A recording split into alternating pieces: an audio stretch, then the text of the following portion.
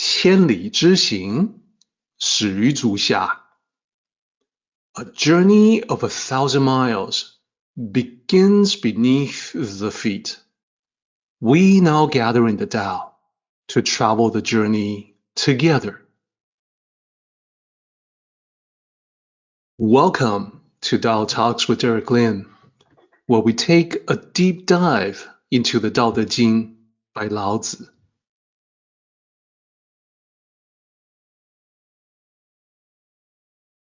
I would like to extend a warm welcome to you. Thank you for joining us. I would like to invite you to center your thoughts and direct your attention to this moment in time, to the here and now, to be fully present and mindfully aware as we all ready ourselves for this sacred process in the Tao with one another.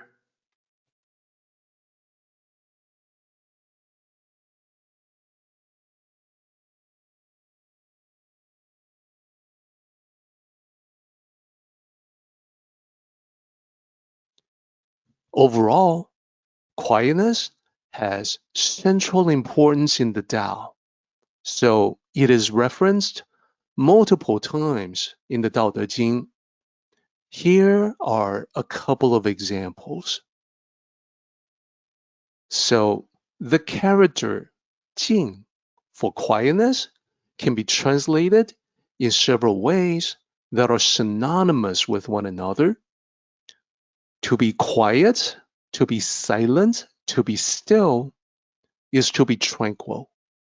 Therefore, it can be translated as quietness, silence, stillness, and tranquility.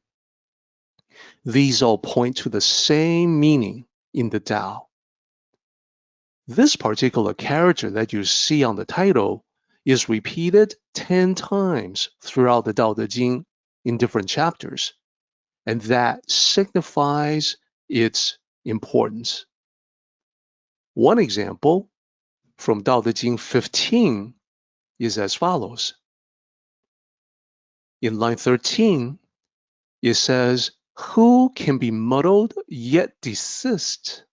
In stillness gradually become clear." So in the red highlight, you see the character corresponding to the translation stillness. So this chapter 15 is talking about the crucial first step to attain quietness. When our minds are muddy, that is, filled with worries, anxieties, racing thoughts, emotional turmoil, perhaps external distractions. Our natural inclination might be to frantically search for solutions, talk constantly, nonstop, or engage in ever more frantic activities. These would all be manifestations of lightness. The way to go from there to stillness is gradual. As these two lines illustrate, it is to allow the muddiness of the mind to settle down. Allow time for this process to take place. In Tao Te Ching 15, when it says desist, it means to put a stop to it. Stop the frantic activities. Stop the chase. Recognize the state of internal chaos and make a conscious decision to not feed it, to not make it even worse, to simply pause, take a breath, and stop all of that. This is followed by slowing down, allowing the chaos to dissipate on its own.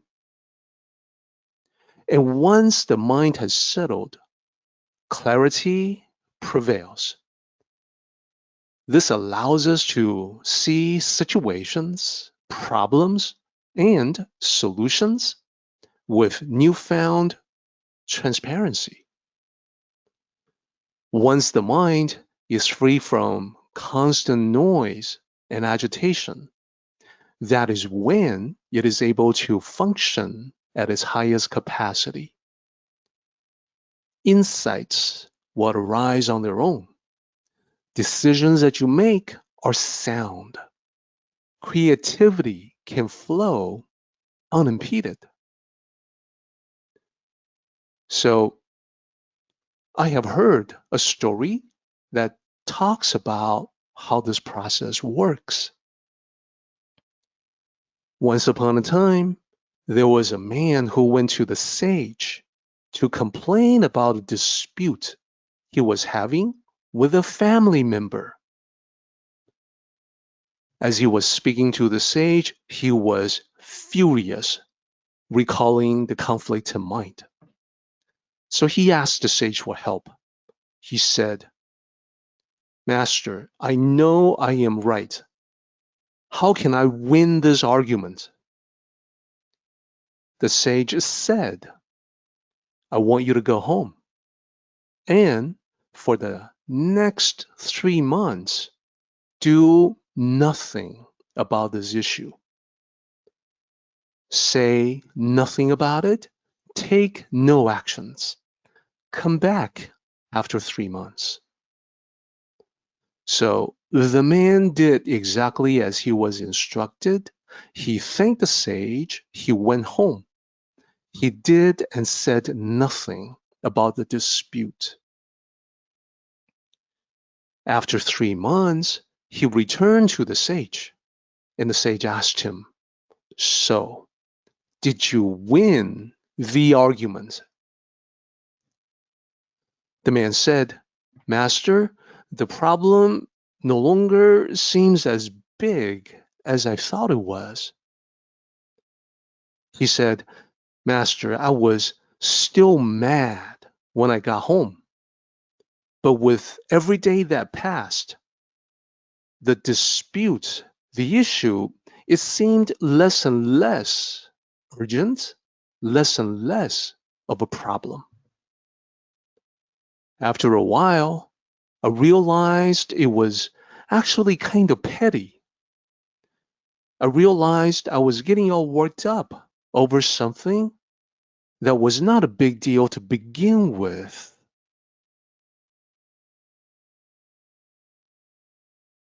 The end. So, what worked for the man in the story can also work for us. If something has set us off, triggering extreme emotions, anger, perhaps rage, it is possible that it isn't the substance of the issue that is triggering, but actually the heat of the moment.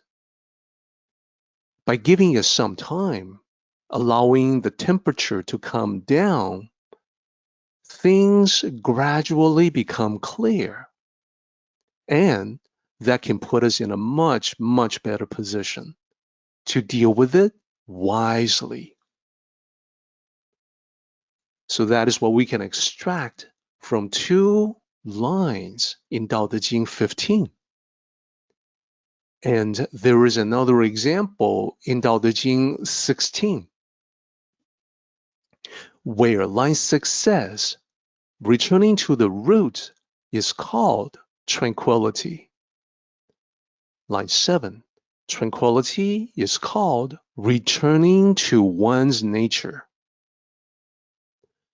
This is the connection between tranquility and the root, the core of our being. And recalling that the heavy is the root of the light. The heavy is the unmovable foundation of the Tao. For you and me, returning to the root, it means to reconnect with the deepest most essential self, the inherent unconditioned nature that existed before the influence of the material world. Pressure from society, personal desires clouded that initial untainted purity. So it is all about the shedding of those external layers to get back to what is truly fundamental. So being rooted, the heaviness is directly connected to the quietness of tranquility. When you have it, there is a deep sense of inner peace. It's a calm that forms a stable basis for engaging with the world. This in turn connects back to the concept of gravitas that we spoke of last time. And here in Tao Te Ching 16, it says returning to the root. Returning in this context also means going back to your true nature, your true destiny. In our original state, we have a natural preference for peace and quiet. Sometimes we forget this about ourselves because we are so immersed in the material world. But when we reconnect with tranquility, we can sense the truth and we can resonate with the truth. And that resonation brings this feeling of relief. Like, I have finally returned to myself. I am home. So when I talk about quietness having this central importance in the Tao, it's not just in the other chapters of the Tao Te Ching, it is also in other classics. Lao Tzu says, quietness is the master of restlessness. What about other sages, other writings on the Tao?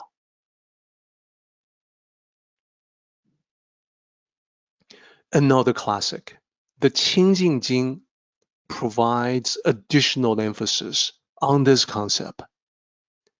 Here's the passage to illustrate that. It says, if one can be constantly clear and tranquil, heaven and earth shall all return. The human spirit prefers clarity, but the mind disturbs it. The human mind prefers tranquility, but desires pull at it. So I set this translation next to the original ancient Chinese because it's a very literal translation. It conveys exactly what the original says. And it talks about the natural preference that we all have for clarity and tranquility. So what it says is that deep down, we all have this. We all prefer clarity and tranquility because we're not at our best when things are unclear, when it is noisy and confusing. So clarity, we all know what clarity is like.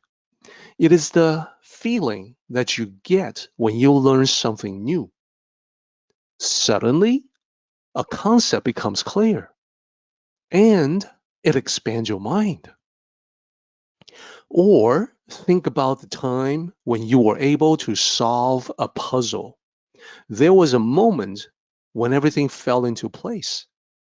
Sudden clarity. So we naturally wish to have this clarity, not just in terms of vision, what we see, but also thoughts, what we think. So tranquility is also a feeling we know.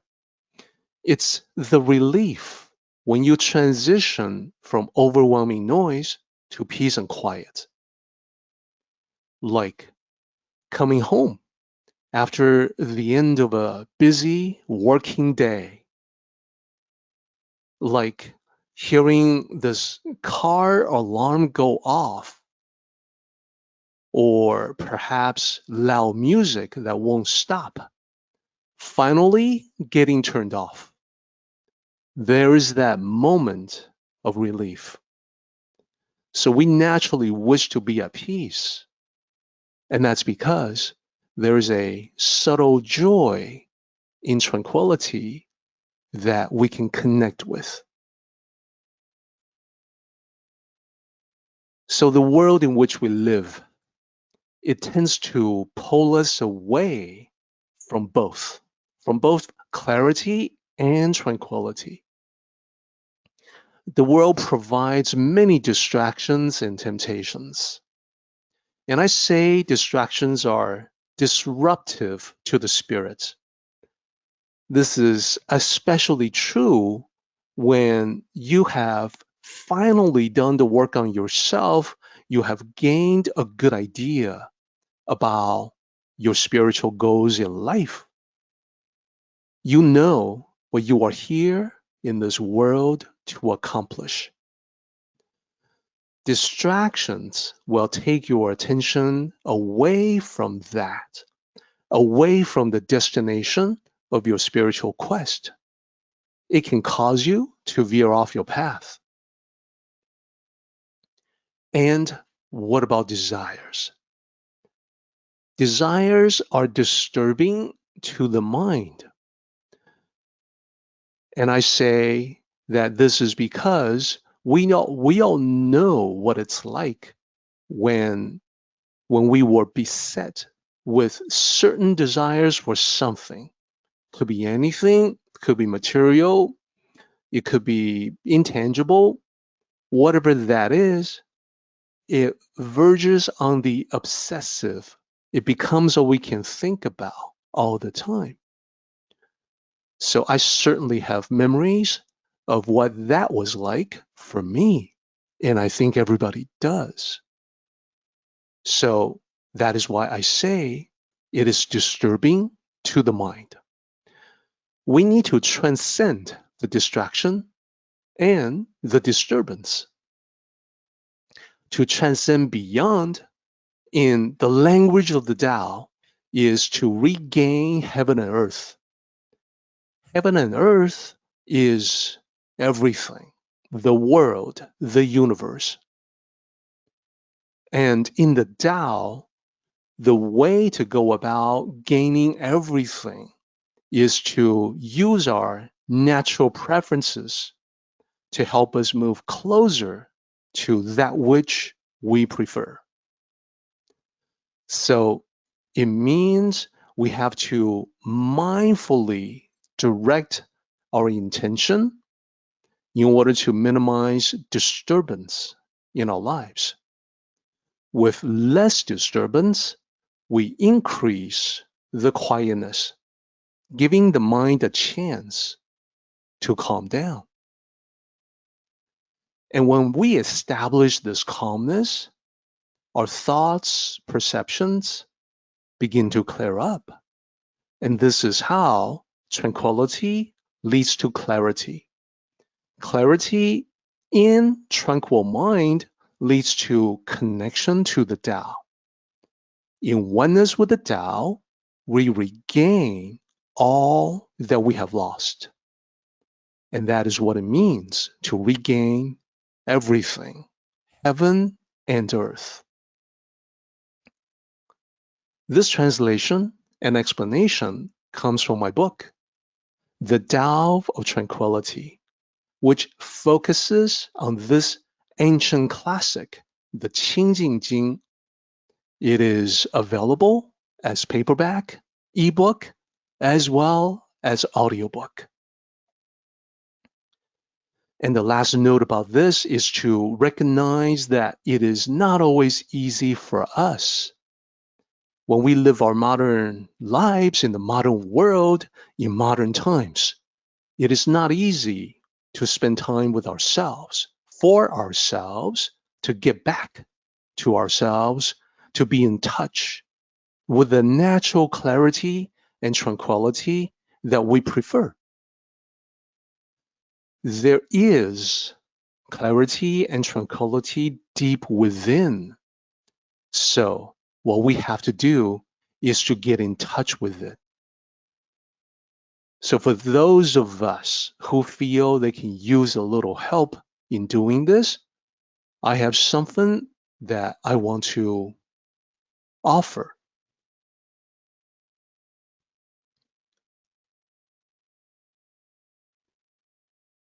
We all have many demands on us. They are constantly pulling us in different directions. At the same time, we still need to find a way to put the Tao into practice so the precious wisdom will not go to waste.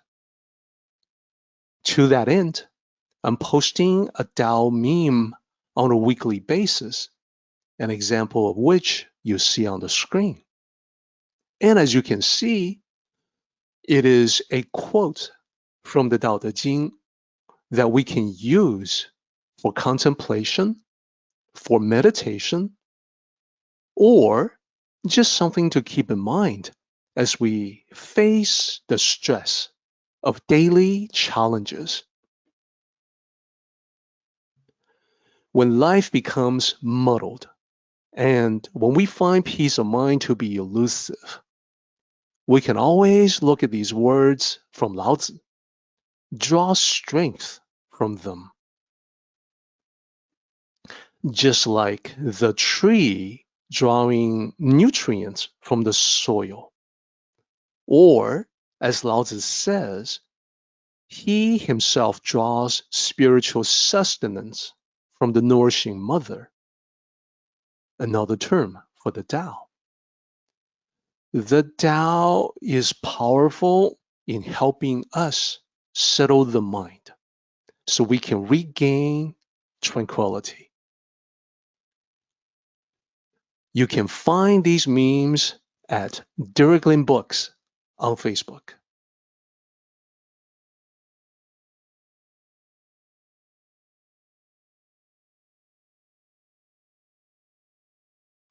Our meeting has come to an end, but the journey continues on. Until next time, may the Tao fill you with peace and happiness.